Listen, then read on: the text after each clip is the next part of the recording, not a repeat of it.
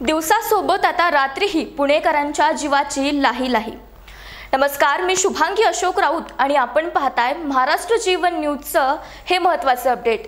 हवामान विभागाकडून मंगळवारी राज्यात उष्णतेच्या लाटेचा इशारा देण्यात आला असतानाच आता पुण्यातही तापमानात वाढ होत असल्याचं दिसून येत आहे। दिवसाच्या तापमानासोबतच आता रात्रीच्या तापमानातही लक्षणीय वाढ झाली असून शिवाजीनगर येथे रात्रीचे तापमान तब्बल 27.3 अंश सेल्सिअस इतकं नोंदवण्यात आलंय।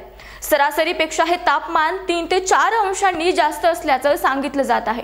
कमी पाऊस आणि एल निनो परिस्थिती यामुळे यंदा पुण्यामध्ये उन्हाच्या झळा जास्त प्रमाणात अनुभवायला मिळाल्या।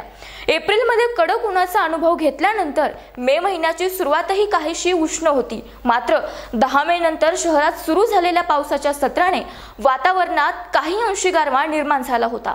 परंतु या काळात पुण्यात दिवसा गरम, दुपारी ढगाळ वातावरण आणि पाऊस अशा संमिश्र वातावरणाचा अनुभव सध्या पुणेकर घेत आहेत।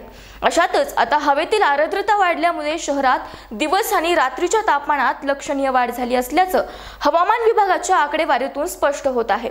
हवामान विभागाने दिलेल्या आकडेवारीनुसार शिवाजीनगर येथे मंगळवार दिनांक 21 मे रोजी दिवसाचे तापमान 40 अंश सेल्सिअस इतकं नोंदवण्यात आलं होतं।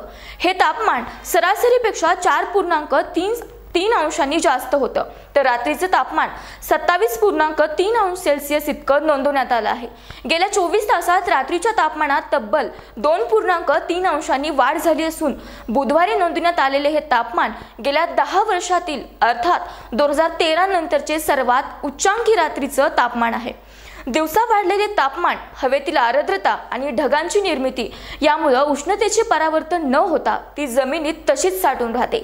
यामुळे रात्रीच्या तापमानात लक्षणीय वाढ होत असून नागरिकांना रात्री देखील उष्णतेचा फटका बसत आहे, अशी माहिती भारतीय हवामान विभागाच्या हवामान पूर्वानुमान विभागाचे माजी विभाग प्रमुख अनुपम कश्यप यांनी दिले। तसेच पुढील 2 ते 3 दिवस पुण्यासहित संपूर्ण राज्यात उष्णतेची लाट येण्याची शक्यता असल्याने नागरिकांनी उष्णतेच्या संदर्भात दिलेल्या मार्गदर्शक सूचनांचा अवलंब करावा, असं आवाहनही त्यांनी नागरिकांना केले।